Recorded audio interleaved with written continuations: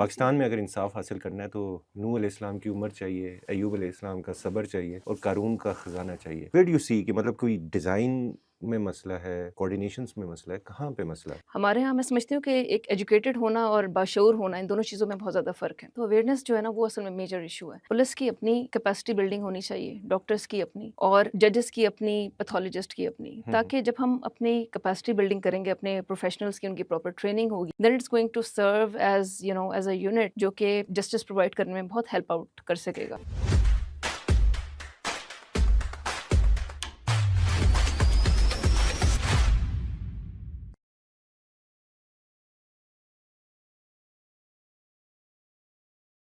अस्सलाम वालेकुम, welcome to fresh new episode of cybercast. आज की एपिसोड बड़ी इम्पोर्टेंट होने जा रही है क्योंकि हम बहुत ही अहम सोशल इश्यूज़ पर बात करना चाह रहे हैं।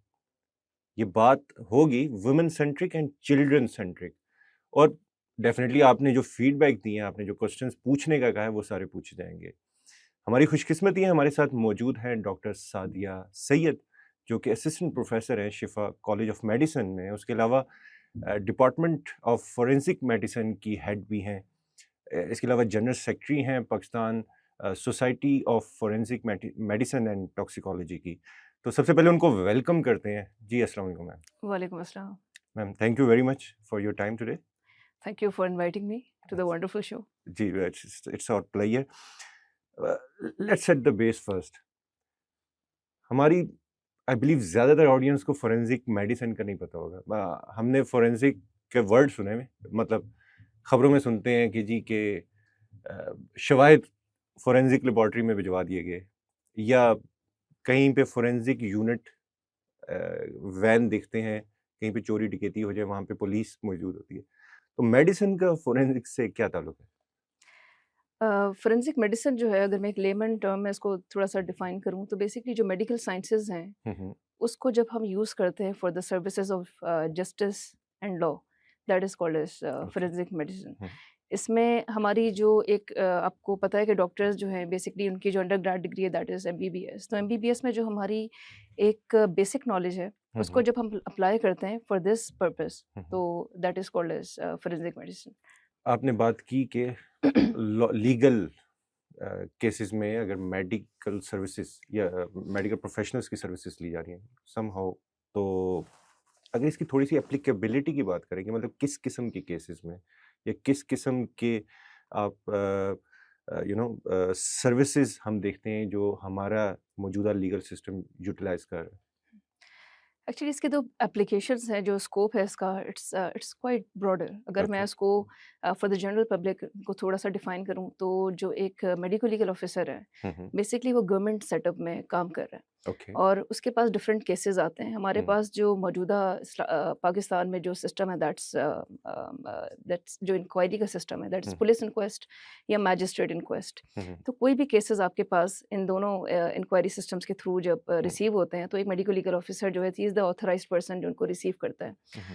और उसमें जो बेसिक चीज़ होती है, जो उसकी बेसिक रिस्पॉन्सिबिलिटी होती है, वो ये होती है that he has to find out the cause of death, कि either it was a suspected case of suicide, murder, accidental case और हम्म। व्हाटसोएवर। हम्म। तो उसने जो मैनर ऑफ डेथ है, वो उसने एस्टेब्लिश करना होता है।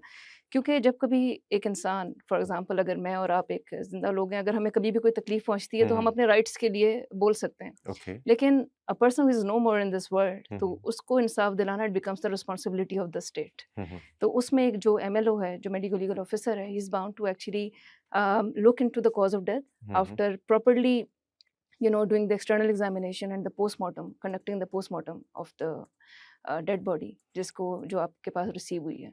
इसके अलावा इसका जो स्कोप है, वो सिर्फ यहाँ तक बाउंड नहीं है। उन्होंने हम्म। एमएलसीज़ करनी होती हैं लिविंग केसेस में। एज सर्टिफिकेट्स हो गए हम्म। या जेंडर सर्टिफिकेट हो गया और हम्म। मुख्तलिफ इंजरी सर्टिफिकेट्स।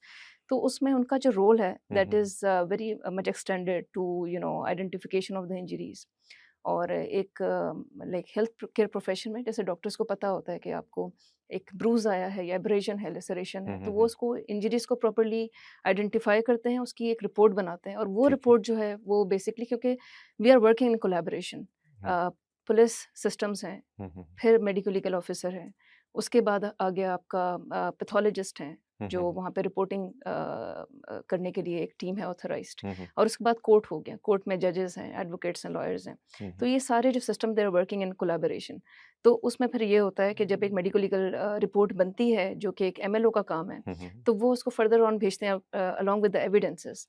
और फिर जब pathologist who are working in a government authorized labs, जिसको हम usually we refer to it as forensic science lab, okay, तो वहाँ पे जब ये एविडेंसेस रिसीव होते हैं तो जो भी उन्होंने रिक्वायर्ड इसमें कोई टेस्ट भेजे होते हैं उसकी रिपोर्टिंग आती है। जैसे लिविंग लोगों में हम कभी कोई ब्लड टेस्ट करवाते हैं, क्या उसकी रिपोर्ट आती है और फिर आपका डॉक्टर आपको बताता है। ठीक है, तो इसी तरह वो डॉक्टर आपको बताता है कि बेसिकली वो ओपिनियन देता है into the cause of death and certain things.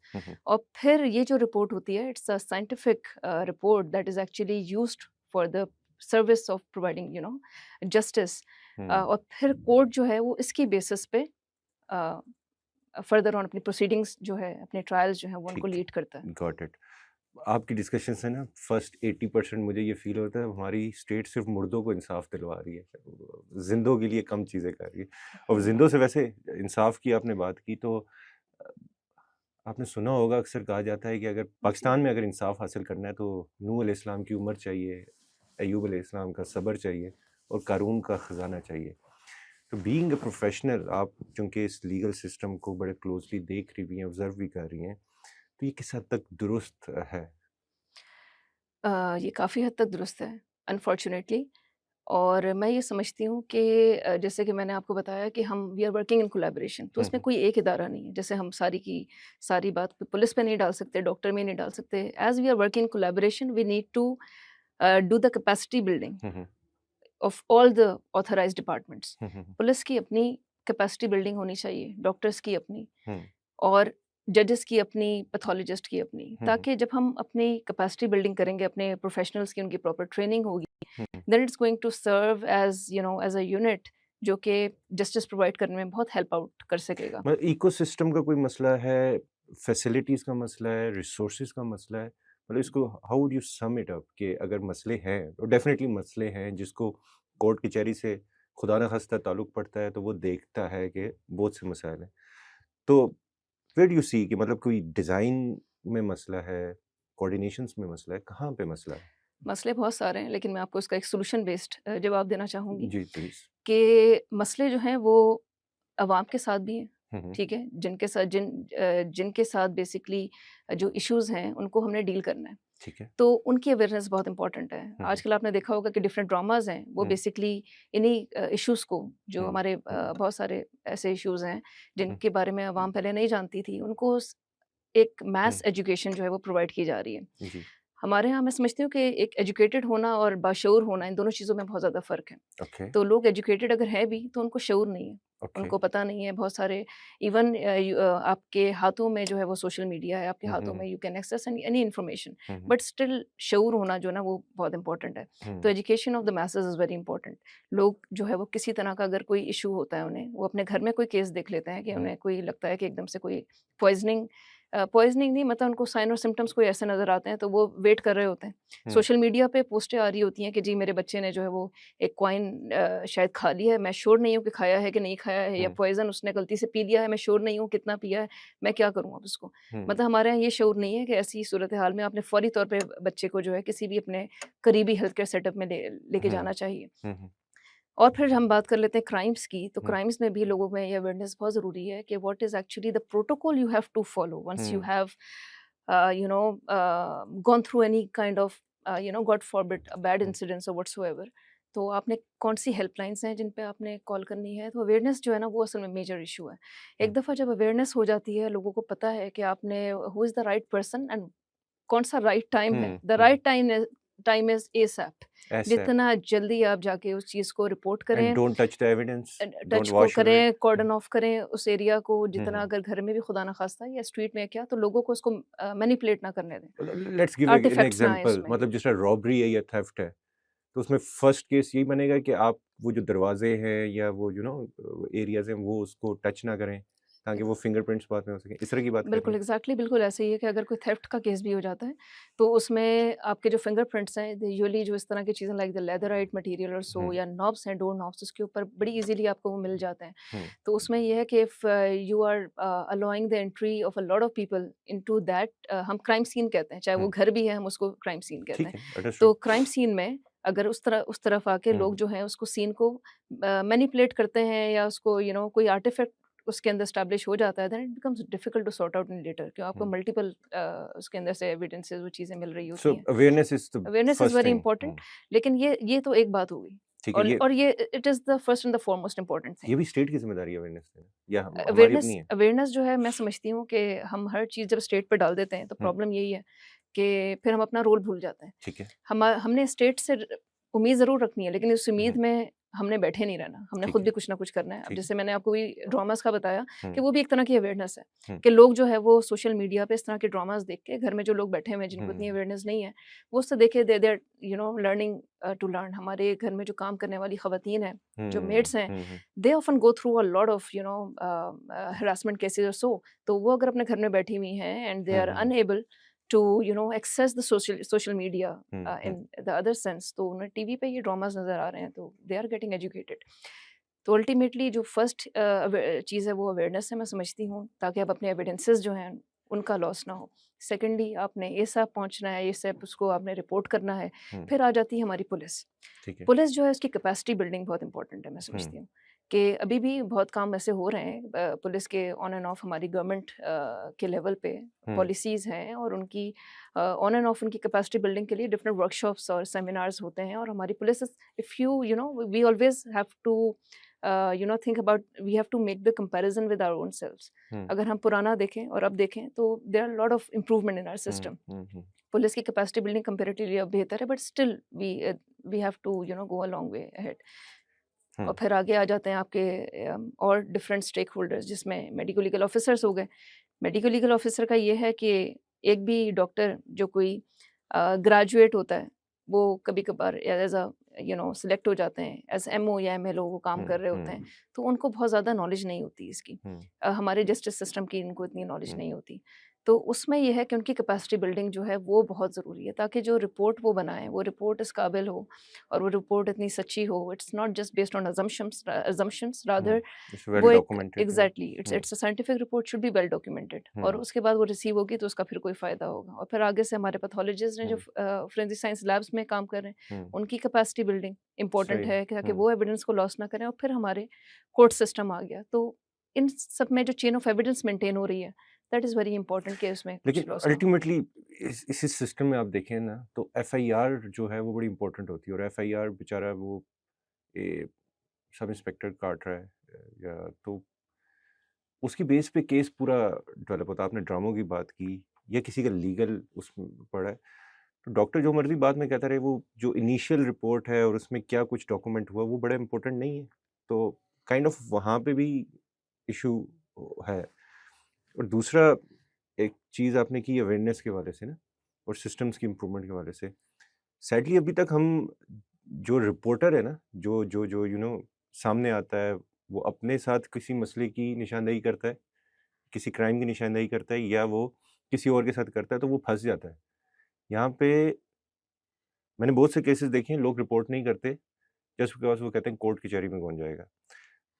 बड़ी सादा सी एग्जांपल दें, रोड पे किसी का एक्सीडेंट हो गया तो रोड 1122 है या 15 है उसको कॉल नहीं करते कि बाद में पुलिस उनसे पूछती है कि भाई हाँ जी कैसे हुआ, किस तरह हुआ, अच्छा कल अदालत आ जाना या वो हो जाना।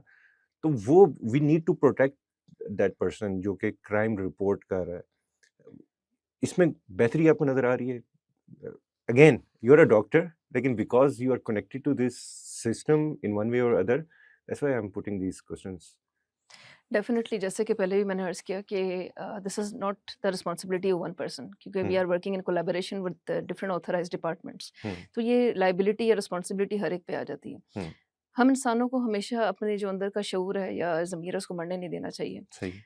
Because there are lot of examples that we see around hmm, कि उसमें लोग जो हैं they have gone through a lot, तो hmm, we always we want to protect ourselves and everybody is hesitant whenever it comes to hmm, reporting such cases और so. लेकिन still आपको ये बड़ा इम्पोर्टेंट है कि आप एनोनिमसली उनसे रिक्वेस्ट करें कि जी मुझे एनोनिमस रखा जाए, लेकिन मैं चाहता हूँ या चाहती हूँ कि मतलब इस चीज़ को इस तरीके से रिपोर्ट किया जाए।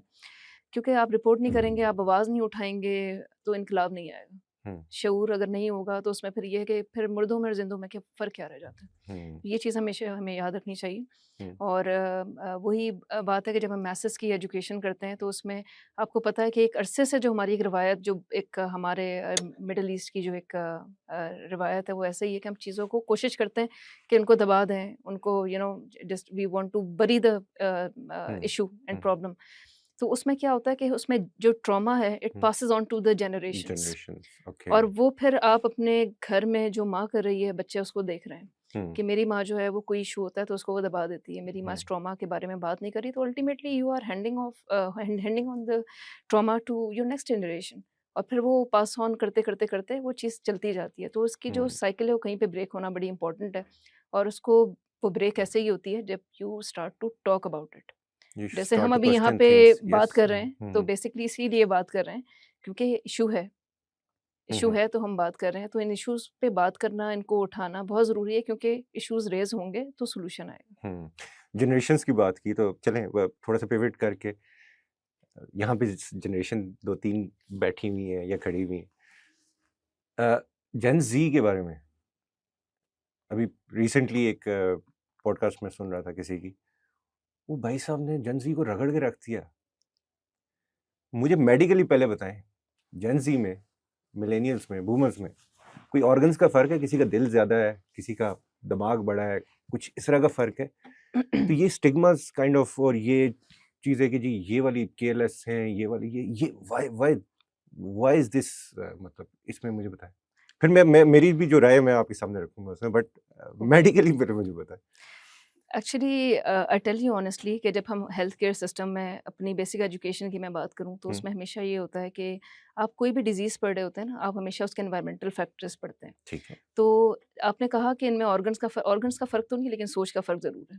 और वो सोच का फ़र्क भी इस वजह से आपके एनवायरमेंटल फैक्टर्स हैं। हुँ, दुनिया जिस तरीके से बदल रही है, जिस तरह से एक डिजिटलाइज़ेशन का, एआई का दौर है, हुँ, और मैं समझती हूँ कि अगर आप देखें तो एक स्टोन एज से जब हम आगे को बढ़े हैं, तो उसमें कितनी ज़्यादा बीच में एक डेवलपमेंट्स आई हैं। डेवलपमेंट हुँ, हुई हुँ, है, हुँ, कमर्शियलाइज़ेशन हुई है, इंडस्ट्रियलाइज़ेशन हुई है, डिजिटलाइज़ेशन हुई है। तो ये जो सारे एराज़ हैं, हुँ, इसमें इंसान ऐसा नहीं है कि वो अनअफेक्टेड है इससे। ठीक है। एक बच्चा जो है, इवन अब जो न्यू बॉर्न्स हैं, they are different from the newborns that were hmm, born long time before.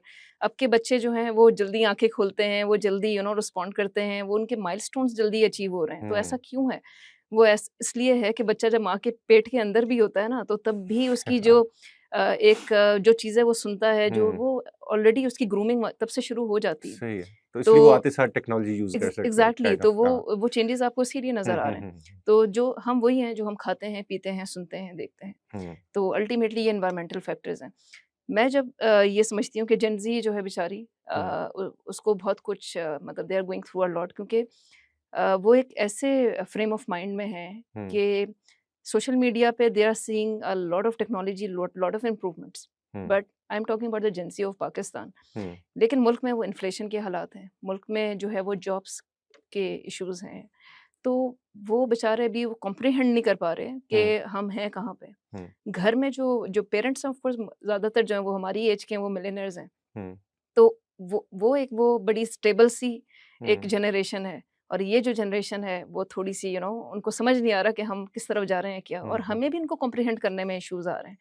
तो बहुत दफ़ा इस तरह होता है, even while teaching to gen Z, hmm, most of the time we are being told, और we are being discussing about it, कि हमें इनके लेवल पे आना है, हमें हुँ, इनकी चीज़ें सीखनी है, हमें इनके टर्म्स सीखनी है, जो हुँ, स्लैंग्स वो यूज़ करते हैं हम वो करते हैं। हुँ, लेकिन ऑनेस्टली मैं इसके खिलाफ हूँ।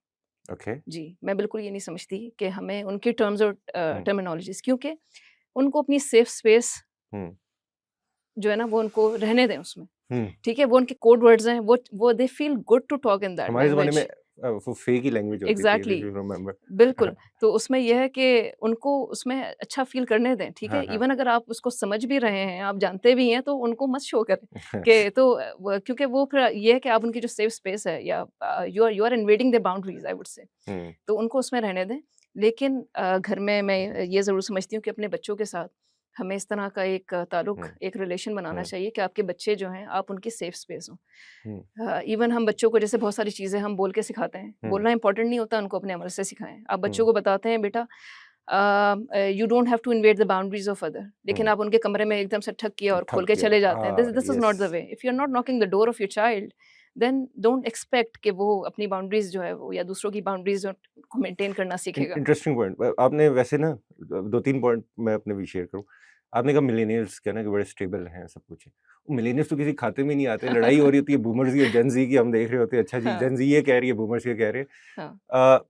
मुझे इसमें मेरे एक और एस्पेक्ट है, but we are not going into details much.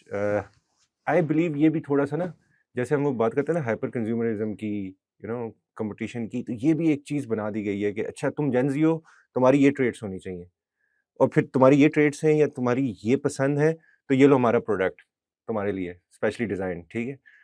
तो कहीं न कहीं ये सेगमेंटेशन, कहीं न कहीं ये चीज़ें ज़बरदस्ती की गई हैं और ये हार्मनी में चलना चाहिए ना। देखें, एक घर तभी कामयाब हो सकता है जब कुछ न कुछ हार्मनी में आप चीज़ें लेके चल रहे हो। जब आपने सोसाइटी को यूँ तक़सीम कर दिया, जेन ज़ी अलग है जी, मिलेनियल्स अलग हैं, बूमर्स अलग है, तो where is the common point?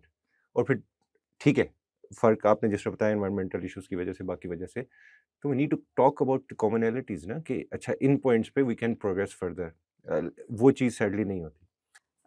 और जहाँ तक बात मिलेनियर्स और जेन ज़ी या डिफरेंट जनरेशंस का है, आई बिलीव कि जेन ज़ी जो है it is very opinionated and the hmm, best thing about them is that they are fearless and at least they speak for themselves, hmm, and this is something that we should appreciate about them. And instead of uh,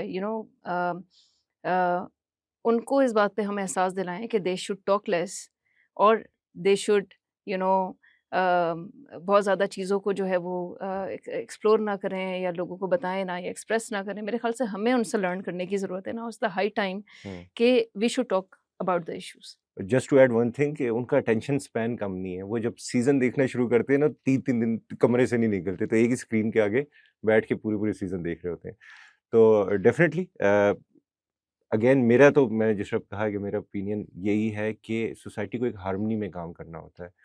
ये ऐसा नहीं हो सकता कि 96 में कोई पैदा हुआ और फिर 97 में पैदा हुआ तो वो मतलब उसकी बिल्कुल ही क्वालिटीज़ चेंज हो गई। हुँ, तो थोड़ा-सा इसमें कहीं न कहीं हाइपर कंज़्यूमरिज़्म और वाली चीज़ें हैं, मार्केट की चीज़ें हैं। लेकिन देन अगेन जिस तरह आपने बात की कि हम उनसे क्या लर्न कर सकते हैं और वो हमसे क्या कर सकते हैं। और कोई थोड़ी-सी मिलियनेयर्स को भी खुदा का वास्ता है इम्पोर्टेंस दे दिया करें, आपस में ना लड़ा करें। अच्छा ये तो मेरा एक कमेंट था, मैंने ज़हन में आ रहा है, मैंने कह दिया। हुँ, लेकिन दूसरी आपने प्राइवेसी की बात की। अब उसमें कंसर्न है ना पेरेंट्स का। पेरेंट्स कहते हैं बच्चा मोबाइल यूज़ कर रहा है, लैपटॉप यूज़ कर रहा है, पता नहीं क्या कर रहा है, यू नो? तो एक टर्मिनोलॉजी बात भी हो रही थी, technology facilitated gender based violence भी एक बड़ी अलार्मिंग चीज़ है। मैं एक यूएन की रिपोर्ट पढ़ रहा था, मेरे पास यहाँ पे मौजूद है, हाँ। As per UN women report 300 million children have been affected by online and child sexual exploitation and abuse in the last 12 months. तो इट्स नॉट कि हम उन पे ट्रस्ट नहीं कर रहे, लेकिन वो हमें उस सिस्टम पे ट्रस्ट नहीं है, उस यू नो वो जो टेक्नोलॉजी उनको क्या दिखा रही है या वो टेक्नोलॉजी में क्या कर रहे हैं, तो उसकी वजह से प्राइवेसी इन्वेड होती है। तो you being a mother yourself and then as a teacher as well and the one जो इस पूरी फील्ड में भी है, हम इसका बैलेंस कैसे रखें कि बच्चों को टेक्नोलॉजी अगर देनी भी है, तो वो टेक्नोलॉजी में पहले क्या-क्या रिस्क हैं वो बताएँ, उन रिस्क से कैसे बचा जाए वो बताएँ? That's a very good question. I must say कि आजकल के दौर में ना अब बच्चों की सिर्फ एक फिजिकल जो एक सेफ्टी है आप उसके बारे में कंसर्न नहीं है, उनकी मेंटल सेफ्टी जो है, हुँ, साइकोलॉजिकल सेफ्टी, साइकोलॉजिकल हेल्थ, वो भी हुँ, बहुत इंपॉर्टेंट है। हमने उसका भी ख्याल करना है। आपका बच्चा घर में बैठा है लेकिन आपको नहीं पता वो तो अभी इस टाइम कहीं और है, ठीक है? वो तो हुँ, मतलब ही कैन बी एनीवेयर, वो किसके किसके साथ कॉन्टैक्ट में है, वो गेम्स में जो है हुँ, वो किसके साथ खेल रहा है, तो वो बड़ा डिफ़िकल्ट हो जाता है कि आप किस तरीके से उसको मैनेज कर पाएँ। और जहाँ तक मैंने बात की प्राइवेसी की, तो प्राइवेसी का ये है कि आप बच्चे को एक सेफ स्पेस जब देते हैं, हुँ, तो उसमें बहुत इम्पोर्टेंट है कि आप बच्चे की प्राइवेसी का स्टिल आजकल के ज़माने में भी ख़्याल रखें। हुँ, आप बहुत ज़्यादा उसकी सेफ स्पेस को अगर इन्वेड करेंगे, हुँ, तो फिर प्रॉब्लम आपको ही आगे जाके देखना पड़ेगा। अपने बच्चे को जो उसकी सोशल जो उसकी एक कंसाइंस है हम्म, वो ज़रूर समझाएं उसको। I have a message for the mothers, like the best time to you know आप अपने छोटे बच्चों को जब कोई बात समझाना चाहते हम्म, हैं तो best time story telling time है। जब आप रात को उनको बेड टाइम हम्म, पे उन्हें सुलाने लगे, उनको सारे दिन की कोई भी एक ऐसी चीज़ जो आपने उनमें नोट की है उसको किसी स्टोरी के फॉर्म में उनको समझा दें। हम्म, आपको लगा कि आज आपका बच्चा किसी स्ट्रेंजर से बात कर रहा था, आप कोई ऐसी स्टोरी बताएं जिसमें खुद वो ऑलरेडी उसको इतना अच्छा कैच करेगा and he will remember it. अगर आप हर चीज़ किसी को नसीहत के फॉर्म में डायरेक्टली उसके ऊपर पॉइंट करके बताते हैं तो अक्सर औकात इंसान, मतलब most of the time even हम hmm, at this age we don't get it like that. Hmm, लेकिन अगर आप उसको प्रोज एंड कॉन्स बताएंगे तो the children of today's era, they are very very intelligent hmm, than we were in our times। हम्म, तो उनसे ये expectations रखें कि वो डेफिनेटली उस चीज़ को समझेंगे। हम्म। और जहाँ तक बात है और टेक्नोलॉजी के रिस्क क्या हैं जो बच्चों के पास आज टेक्नोलॉजी है? रिस्क ये है कि बच्चों को हम प्राइवेसी और टेक्नोलॉजी के यूज़ और इन सब चीज़ों में देखें तो बच्चों का एक टाइम ज़रूर रखें। हम्म, और ये आपको शुरू से मैनेज करना पड़ेगा। ये नहीं कि अगर आप वर्किंग वुमन हैं हम्म, या ultimately even in the house अगर आप मोबाइल बहुत ज़्यादा खुद यूज़ कर रहे हैं, it is hmm, for both the parents. Hmm, कि अगर फादर मदर इवन घर में बाकी रहने वाले लोग हर वक्त मोबाइल इस्तेमाल कर रहे हैं, बच्चा आपसे कुछ पूछ रहा है तो उसको 3-4 मरतबा रिपीट करना पड़ रहा है and then ultimately you are responding back. Hmm, तो in the next 1 to 2 weeks expect the same from your child. Okay, अगर आप उनके साथ बैठ के बुक्स पढ़ रहे हैं तो they will copy you as it is. Hmm, बच्चे जो है ना दे आर लाइक मंकीज़।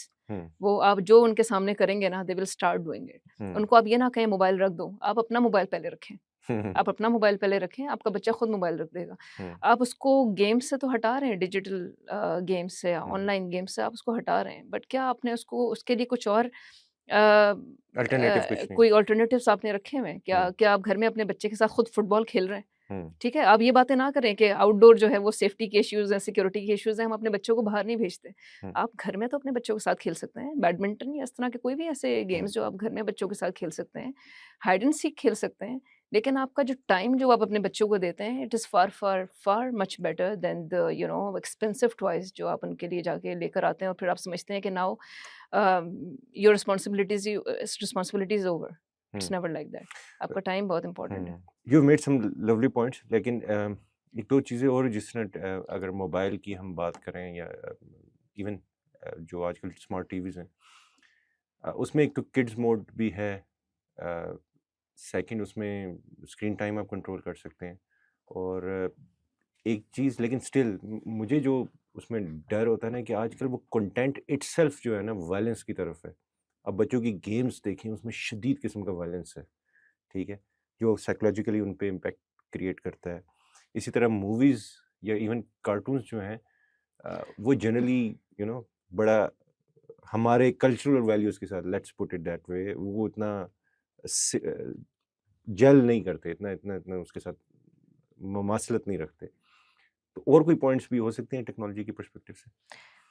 उसमें बहुत सारी ऐप्स हैं जिनके ऊपर फॉर एग्जांपल अगर कोई पर्टिकुलरली आपको वीडियोस के लिए कोई ऐप यूज़ कर रहे हैं तो आप उसमें किड्स वर्जन पे चले जाएं। हुँ, तो उसमें आपको कंपैरेटिवली एक एज रिलेटेड आपको कंटेंट मिल जाएगा। दूसरा जो डाटा है वो ट्रेंड है हुँ, कि आप जो खुद भी जो आप रील्स देख रहे हैं, शॉर्ट्स देख रहे हैं, जो हुँ, कंटेंट आप देख रहे हैं अल्टीमेटली टेक्नोलॉजी ड्रिवन जो हुँ, हुँ, एरियाज़ हैं वो आपको अल्टीमेटली वही उसी तरह की चीज़ें, उसी तरह हुँ, का एरियाज़ जो हैं आपको वो दिखाएँगे बार-बार। हुँ, हुँ, तो उसमें इम्पोर्टेंट है कि आप चेक एंड बैलेंस अपने बच्चे के उस पे रख सकते हैं कि आप पैरेंटल लॉक्स हैं हुँ, या फिर उसके साथ आप कोई फैमिली जो है वो उसके साथ कोई ग्रुप उसके ऊपर बना लें या ऐप के ऊपर इस तरह से रजिस्टर हो जाएं कि आप उसको खुद कंट्रोल करें। हुँ, दूसरा है कि बच्चों के हवाले से पर्टिकुलरली आप उनका टाइम लिमिट कर सकते हैं हुँ, कि जो छोटे बच्चे हैं, क्योंकि आपको ये सारी चीज़ें जो अगर आपको एक बच्चा जो है जो has pass the age of 7 और 8, हुँ, तो उसको खुद पता है वो उन चीज़ों को हुँ, डील कर सकता है। वो फिर आपसे और ज़्यादा ज़िद करेगा और आप कैसे उसको हैंडल करेंगे। हुँ, लेकिन इम्पोर्टेंट ये है कि माँ-बाप जब बचपन से ही लाइक टोडलर्स को जब ट्रेन करना शुरू करते हैं तो हुँ, अल्टीमेटली आप उनको अपने मुताबिक, अपने रिलीजन या अपने कल्चर के मुताबिक उनको ट्रेन करते हैं। But when you give them this thing that we call a mobile, hmm, तो उसमें फिर ये कि वो उसका कोई कल्चर या रिलीजन नहीं होता। ठीक है। तो वो उनको बच्चों को अपने मुताबिक ट्रेन करता है। तो इट्स वेरी इंपॉर्टेंट दैट बहुत देर हो जाए, हुँ, आप टाइमली इस चीज़ को ज़रूर देखें कि आपके बच्चे कौन-सा कंटेंट देख रहे हैं हुँ, और उस उनका टाइम जो है वो लिमिट ज़रूर करें। हुँ। वाईफ़ाई वाली आपने बात की है ना, तो वाईफाई, ये जो सोशल मीडिया ऐप्स जितनी हैं, ये उस वाईफाई पे भी ना बिहेवियर देख रही होती है। तो मतलब ऐसा नहीं होगा कि आपके घर में कोई रैंडम रील अचानक आ जाएगी, एग्जैक्टली अगर बिल्कुल 10 बंदे एक वाईफाई से कनेक्टेड है ना, तो आप 11वें बंदे आप जाएंगे तो आपको जो कंटेंट नज़र आना शुरू हो जाएगा, तो उसमें बहुत हद तक उस वाईफाई पे क्या देखा जा रहा है या सुना जा रहा है वो उसके मुताबिक होगा। This is how algorithms work. तो खैर, ये तो एक और तरफ डिस्कशन जाएगी। Let's talk about the women now, you being a woman yourself. पहले तो मुझे एक वो रिपोर्ट देखी, और ये आपके ही किसी मेडिकल इंस्टीट्यूट की रिपोर्ट थी कि 80% से ज़्यादा इनरोलमेंट जो है मेडिकल कॉलेजेस में वो वुमेन की होती हैं, लेकिन ओनली 50% जो हैं वो बाद में प्रोफेशन में काम करती हैं। और दूसरी तरफ एक और कॉन्सेप्ट भी है, वो डॉक्टर बहू का कॉन्सेप्ट है कि फिर वो जनरेशन थिंग है, वो ढूंढ रही होती हैं डॉक्टर बहुएं आए, लेकिन वो डॉक्टर बहुएं आके आगे कैरी नहीं करती हैं, वो सिर्फ घर में हो जाती हैं। तो इसमें 2-3 प्रॉब्लम्स हैं जो रिपोर्ट होते हैं। मैं I do not have any opinion, I am just putting some questions. एक ओपिनियन ये आता है कि जब इन्होंने काम नहीं करना तो इतनी इनरोलमेंट क्यों रखी जाए। इस पे किसी ज़माने में एक कोटा सिस्टम भी लगा दिया गया था कि इससे ज़्यादा जो है ना मेडिकल कॉलेज वुमेन सीट्स नहीं रखेगा। उस पर कुछ बैकलैश आया, राइटली सो, और उसके बाद हुआ। तो जो आपने बात की एजुकेशन और अवेयरनेस की, और फिर ये प्रोफेशन की रिक्वायरमेंट भी है, डॉक्टर्स एक तरफ कहा जाता है हमारे पास कम है, तो ये मसला कहाँ पे है ओवरऑल? पहले इसको मैं ओपन एंडेड रखता हूँ, ये मसला हमें कहाँ फील हो रहा मसला मुख्तलिफ जगहों पे। सबसे पहले तो बात करते हैं कैंडिडेट की। है? जो भी कैंडिडेट है जो अपने लिए कोई भी फील्ड की सिलेक्शन कर रहा है, वो एक डॉक्टर की फील्ड हो या व्हाट्सोएवर कुछ भी हो, आई थिंक उसमें बड़ी रिस्पॉन्सिबिलिटी एक आपकी अपने गुड सेल्फ पे है, इस तरह कि क्या आपको वाकई उसमें इंटरेस्ट है, उसमें हुँ, पेरेंट्स का कितना रोल है आपकी डिसीजन मेकिंग में। हुँ, तो पेरेंट्स से भी मेरी ये रिक्वेस्ट है कि वो बच्चों को हमेशा उनकी जो फील्ड जो उनको इंटरेस्ट है जिसमें, वो उसको चूज़ करने दें, क्योंकि they are only going to perform well in that field जिसमें वो खुद इंटरेस्टेड हों। हुँ, अदरवाइज़ ये होता है कि most of the time people are changing their fields. Hmm, चले, एक तो ये चीज़ आ गई। दूसरा ये कि once you have entered into your field of choice, hmm, तो आपने बड़े अच्छे तरीके से आपने, मैं बात हुँ, बीइंग अ डॉक्टर, मैं हुँ, हुँ, उसकी बात कर लेती हूँ कि आप जब डॉक्टर बन के निकलते हैं तो फ़ौरी तौर पे लोगों को जो है ना ये फ़िक्र हो जाती है कि जी अच्छा, अब हाउस जॉब के दौरान या हाउस जॉब के बाद फ़ौरी तौर पे अब इनकी जो ना शादी और ये सारी चीज़ें। जैसे मैंने आपसे पहले भी बात की कि हमारे जो सबसे ज़्यादा प्रॉब्लम्स हैं वो यही हैं, because that we don't speak up. Hmm, आप जब whenever you are going to enter into और having a link with another family, hmm, it's not a marriage between just 2 people, hmm, it's a marriage between 2 families I guess. Hmm, ये जो contract है ये 2 families sign करती हैं। हुँ। इसमें सिर्फ़ ऐसा नहीं है कि आप जो स्पाउसेज़ हैं वो सिर्फ़ अपनी 1.5 इंच की मस्जिद बना लेंगे और उसके बाद अपनी ज़िंदगी को उसी के मुताबिक गुज़ारेंगे। दिल तो यही करता है सबका। करता ये है, लेकिन ऐसा होता नहीं है। हाँ, तो उसमें फिर ये है कि आपको फिर उसी के मुताबिक आपको यू हैव टू, बाद में भी तो you have to speak up, then hmm, why not before? Hmm, तो पहले बात करें, अगर आपको कोई इश्यूज़ नज़र आते हैं उनको बताएँ कि आपकी प्रायोरिटीज़ क्या है। देखें, अगर मेडिसिन आपकी प्रायोरिटी नहीं है ना, तो in hmm, the first place don't opt it. Hmm, ठीक है? क्योंकि बाद में आपको बहुत ज़्यादा चीज़ों से, गिल्ट से गुज़रना पड़ेगा। वो मदर गिल्ट भी आ जाएगा, वो फैमिली की भी डिफरेंट आपको गिल्ट्स फ़ील होंगे कि मैं प्रॉपर टाइम नहीं दे रही, मैं यूँ नहीं कर रही, मैं यूँ नहीं कर रही। तो अपने आप को उन गिल्ट से बचाएँ। आप फिर उस सीट को ख़राब मत करें। हुँ, तो उसमें फिर ये है कि एक एक टैलेंट ज़ाया हो रहा है ना, हुँ, एक एक बहुत अच्छा टैलेंट जो था वो सिर्फ़ आपकी उस सीट को ऑक्यूपाई करने की वज़ह से ज़ाया हो गया। अदरवाइज़ वो सीट जो है वो हमारी एक कैपेबल बंदे के पास होती, जो कि उसको यूज़ कर रहे होते हैं। अब ये है कि जब आप बाद में हम ये बात करते हैं कि once hmm, you are you have graduated, hmm, और आगे अब शादी के बाद आपने कैसे इस चीज़ को लेके चलना है। अगर आपकी पहले से चीज़ें सॉर्टेड आउट हैं, हुँ। तो फिर वो चीज़ बहुत बेहतर हो जाती है, क्योंकि अल्टीमेटली आप उनको कह सकते हैं कि ये चीज़ पहले से सॉर्टेड थी कि मैंने जॉब पर करनी है, कॉन्ट्रैक्ट में था। मैंने यूँ हुँ, करना है, ये करना है, व्हाट्सोएवर वो हुँ, आप आपकी अपनी डिसीजन मेकिंग है उनके साथ। और फिर ये है कि लोगों की एक काउंसलिंग बहुत इंपॉर्टेंट है। हुँ, लोग ये समझते हैं कि ये जो डॉक्टरी की फ़ील्ड है वो ऐसा ही है कि आप आई स्पेशलिस्ट बन गए, हुँ, ईएनटी स्पेशलिस्ट बन गए, आप सर्जन बन गए, एनेस्थीसिया में चले गए, व्हाट्सोएवर। नहीं, अब ये है कि करियर काउंसलिंग का जो रोल है वो उसमें बहुत इम्पोर्टेंट है। हुँ, आप एकेडेमिया में जा सकते हैं, हुँ, आप रिसर्च की कोई फ़ील्ड ऑप्ट कर हुँ, सकते हुँ, हैं, हुँ। आप कोई ऐसी फ़ील्ड अपने लिए ऑप्ट कर सकते हैं दैट्स जिसके अंदर आप फैमिली के साथ जो है वो उस चीज़ को थोड़ा-सा मैनेज कर सकें, क्योंकि वो टाइम पीरियड तो आएगा जब फिज़िबिलिटी। आपने फॉर एग्ज़ाम्पल ज़्यादा टाइम बच्चों को देना है। टाइम आएगा बीइंग मदर देना पड़ता है। तो उस वक़्त यू कैन ऑलवेज़ स्विच या you hmm. You go into फिर तो ये वर्क लाइफ बैलेंस कैसे अचीव होगा? वर्क लाइफ बैलेंस के अंदर मैं समझती हूँ जहाँ तक एक खातून का खुद का रोल है, उसमें उसके स्पाउस का, उसकी फैमिली का रोल तो है ही। हुँ, साथ में समझती हूँ सोसाइटी का और इंस्टीट्यूशंस का भी बहुत रोल है। हुँ, हुँ, उनको भी एक फ्लेक्सिबल आवर्स की जो टर्म है ना, उसको थोड़ी अंडरस्टैंडिंग की ज़रूरत है, और हुँ, दूसरा ये कि डे केयर फैसिलिटीज़ वो मौजूद होना hmm, itself is a important requirement, hmm, कि जब हम उनसे, अपने एम्प्लॉइज़ से, वर्कर्स से हुँ, एक्सपेक्ट कर रहे हैं, तो फिर हमें उनके लिए भी एक ऐसा माहौल पैदा करना, एनवायरनमेंट डेवलप करना जिसमें हुँ, उनकी भी फिज़िबिलिटी हो कि वो उसमें काम कर सकें। That is very important.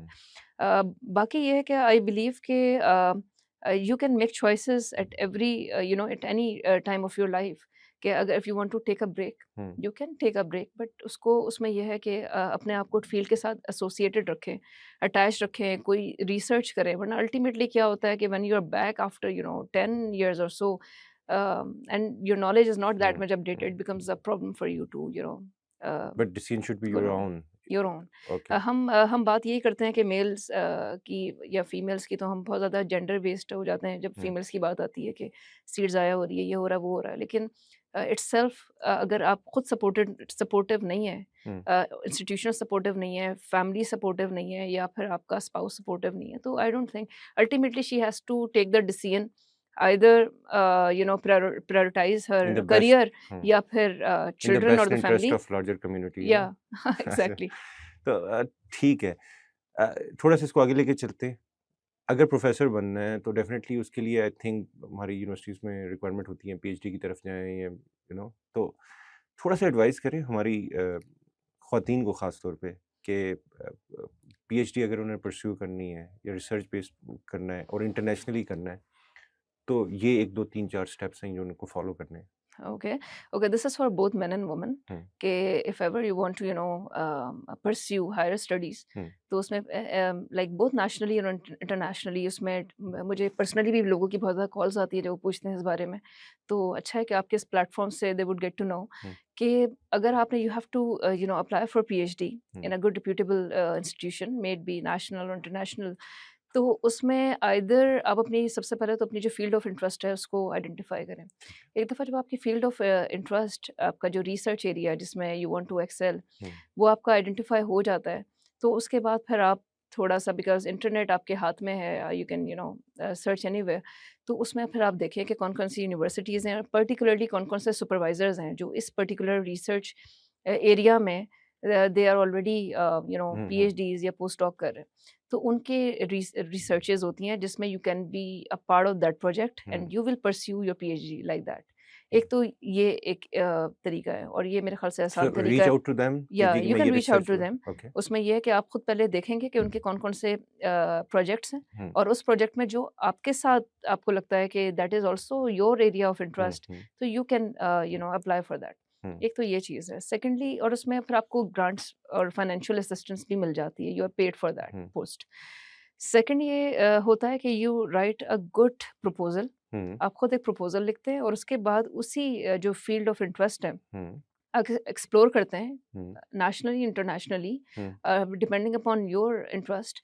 और फिर आप अपने जो सुपरवाइजर्स हैं hmm, who are PhDs in that particular area, hmm, उनको आप अप्रोच करते हैं, उनके ईमेल एड्रेसेस आप रिट्रैक्ट करते हैं, और उसके बाद आप उनको सबको एक दफ़ा ईमेल करें उस प्रपोजल की। Hmm, you start getting replies from the people, और once you start getting replies, आप उसको सॉर्ट आउट करते हैं, और फिर आप देखते हैं कि कहाँ से आपका कोई ऐसा सुपरवाइज़र बीच में निकल आता है, 1 या 2, और फिर उसके बेसिस पे आप प्रायोरिटाइज़ करते हैं, आप कहाँ हुँ, पे जॉइन करना चाह रहे हैं अपना पीएचडी। हुँ, थर्ड ये चीज़ हो जाती है कि वंस योर सुपरवाइज़र एग्री, वो सबसे पहली चीज़ यही होती है कि आपको सुपरवाइज़र की सिलेक्शन करनी होती है। Hmm, once it's mutual between both the candidate and the supervisor, you get an offer letter. Hmm, आप ऑफर लेटर जब आपको मिल जाता है, उसके लिए अप्लाई करते हैं, once you get it in your hands, फिर उसके बाद आप अपने पीएचडी के लिए अप्लाई करते हैं। वंस आप पीएचडी के लिए अप्लाई करते हैं, फिर ये होता है कि आपका कैंडिडेचर पीरियड जो है वो स्टार्ट हो जाता है। Very right, I think this is very helpful, और इसका हम क्लिप लैदा से भी लगा लेंगे. Coming back to the forensic medicine, or I think we're short of time now as well. You have other commitments as well. तो ये एक चीज़ अभी जो सारी चल रही थी, we talked about the system, we talked about awareness. हमारे मुल्क में forensic medicine के अराउंड कुछ ethical dilemma भी मौजूद है. सोसाइटी की तरफ से, इंडिविजुअल्स की तरफ से कुछ ना कुछ कहीं ना कहीं रेजिस्टेंस भी आती है. How do you tackle that at individual level and then at social level?